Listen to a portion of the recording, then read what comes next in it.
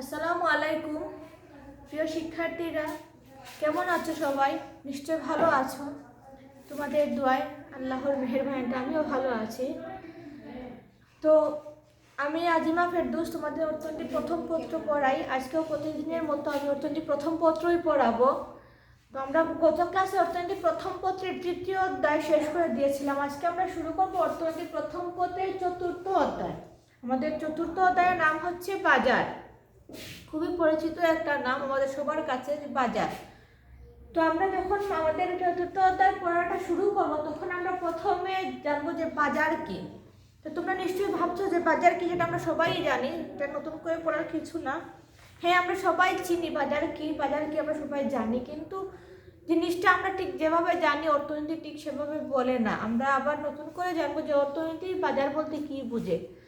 আমরা নর্মালি বাজার বলতে বুঝি একটা নির্দিষ্ট স্থান যেখানে বিভিন্ন ধরনের পণ্য বিক্রি করা হয়। সেখানে ক্রেতা আসে, বিক্রেতা আসে, দামাদামি একটা পণ্যের দাম নিয়ে দর কষাকষি করে সেই পণ্যটা বিক্রি হয়। যেমন তোমরা যারা হানিফা খাতুন কলেজের ছাত্রছাত্রী আসছো তারা খুব পরিচিত। তোমাদের রাধানগর বাজার আছে, গোয়েনঘাট বাজার আছে, তোমার মামার বাজার আছে, হ্যাঁ, এরকম অনেকগুলো বাজার আছে। কিন্তু অর্থনীতি বলে বাজার ঠিক এরকম কিছু নয়। অর্থনীতিতে বাজার হচ্ছে কোনো একটা বা একাধিক পণ্য, একটা নির্দিষ্ট পণ্য যেটা নিয়ে দর কষাকষি হয়, যেটা নিয়ে ক্রেতা এবং বিক্রেতার দামাদামি করে ওই পণ্যটা বিক্রি করে। ওই ক্রেতা এবং বিক্রেতার দর কষাকষির মাধ্যমে ওই পণ্যের একটা নির্দিষ্ট ধরনের চাহিদা, নির্দিষ্ট যোগান, একটা নির্দিষ্ট দাম স্থির হয়। অর্থনীতি সেটাকেই বলে বাজার। যেমন স্বর্ণের বাজার, তারপরে কাপড়ের বাজার, তারপরে তোমার মনে করো যে শিল্পের বাজার, এরকম আলাদা আলাদা এক একটা পণ্য, একটা নির্দিষ্ট পণ্য যে সেই পণ্য নিয়েই ক্রেতা এবং বিক্রেতা দর কষাকষি করে ওই পণ্যটাই বিক্রি করে, সেটাকে বললে অর্থনীতি বাজার। অর্থনীতিতে বাজার বলতে একটা নির্দিষ্ট স্থান নয়, বরং একটা নির্দিষ্ট পণ্যকে বোঝায়। তো আমরা এরপরে বাজারের শ্রেণীবিভাগ জানবো। বাজারে অসংখ্য শ্রেণীবিভাগ আছে। আমরা আজকের ক্লাসে বাজারের শ্রেণীবিভাগগুলো সম্পর্কে জানবো। বাজারকে আমরা যখন প্রথমে শ্রেণীবিভাগ করবো তখন আমরা বাজারের তিনটা ভাগে ভাগ করবো। একটা হচ্ছে আয়তনের ভিত্তিতে বাজার, একটা হচ্ছে সময়ের ভিত্তিতে বাজার, আর একটা হচ্ছে প্রতিযোগিতার ভিত্তিতে বাজার। একটা হচ্ছে আয়তনের ভিত্তিতে বাজার, একটা সময়ের ভিত্তিতে বাজার, আর একটা হচ্ছে প্রতিযোগিতার ভিত্তিতে বাজার। তো আমরা প্রথমে দেখি যে আয়তনের ভিত্তিতে বাজার কত প্রকার। আমরা যখন আয়তনের ভিত্তিতে বাজার দেখো তখন দেখবো যে বাজার তিন প্রকার: স্থানীয় বাজার, জাতীয় বাজার, আন্তর্জাতিক বাজার। আয়তনের ভিত্তিতে বাজার হচ্ছে তিন প্রকার: স্থানীয় বাজার, জাতীয় বাজার এবং আন্তর্জাতিক বাজার। এখন আমরা দেখবো যে স্থানীয় বাজার কি। যখন একটা পণ্য কোনো একটা নির্দিষ্ট এলাকা বা নির্দিষ্ট একটা গ্রাম বা নির্দিষ্ট একটা শহর, একটা নির্দিষ্ট এলাকার ভিতরে বিক্রি হয়, পণ্যটা ওই এলাকার ভিতরে তার আনাগোনা হয়, তখন তাকে বলা হয় স্থানীয় বাজার। একটা পণ্য যখন একটা নির্দিষ্ট এলাকা বা নির্দিষ্ট একটা গ্রাম বা নির্দিষ্ট একটা শহরের ভিতরে বেচাকেনা হয় তখন তাকে বলা হয় স্থানীয় বাজার। তারপরে আসি জাতীয় বাজার।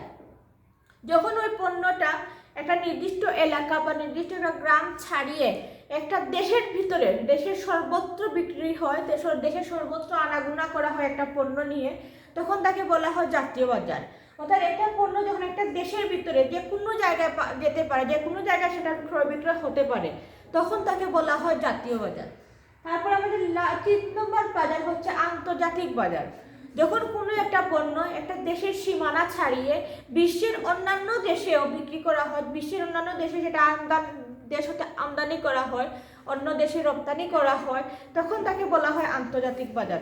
অর্থাৎ যখন একটা পণ্য আর দেশের মধ্যে থাকে না, একটা দেশের নির্দিষ্ট সীমারেখা বা নির্দিষ্ট গণ্ডির ভিতরে থাকে না, ওই দেশের সীমানা ছাড়িয়ে যখন সেটা বাইরে যায়, দেশের বাইরে অন্যান্য দেশে, তখন তাকে বলা হয় আন্তর্জাতিক বাজার। তো শিক্ষার্থীরা, আমি আশা করছি তোমরা এই তিনটা বাজার বুঝেছো।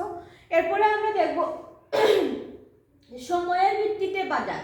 সময়ের ভিত্তিতে বাজার হচ্ছে 4 ধরনের: অতি স্বল্পকালীন বাজার, স্বল্পকালীন বাজার, দীর্ঘকালীন বাজার এবং অতি দীর্ঘকালীন বাজার।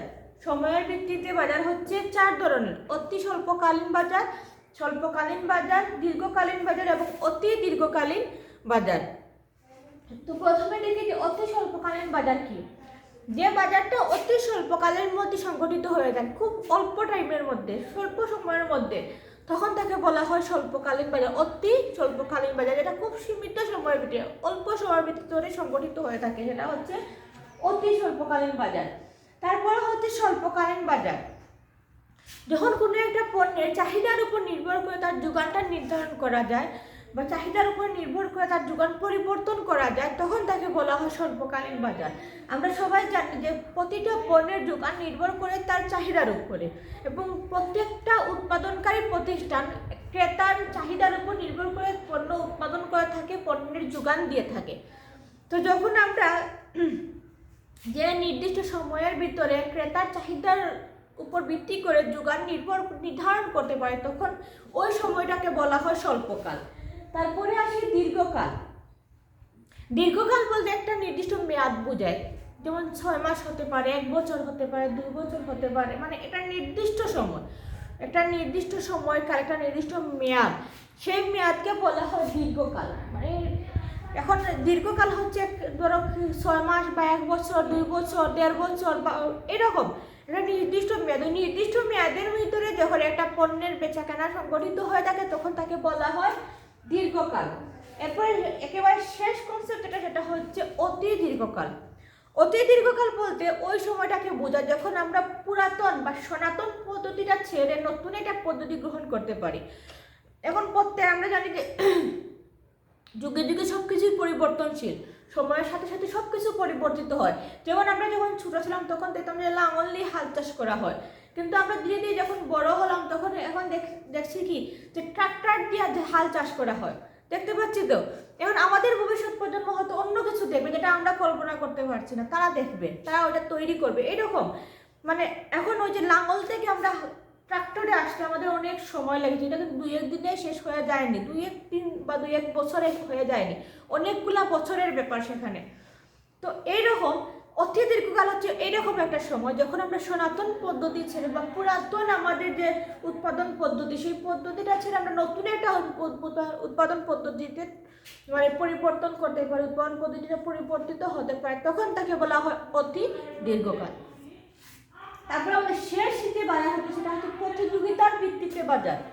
প্রতিযোগিতার ভিত্তিতে বাজারকে 2টা ভাগে ভাগ করা যায়। একটা হচ্ছে পূর্ণ প্রতিযোগিতামূলক বাজার, একটা হচ্ছে অপূর্ণ প্রতিযোগিতামূলক বাজার। পূর্ণ প্রতিযোগিতামূলক বাজার, অপূর্ণ প্রতিযোগিতামূলক বাজার।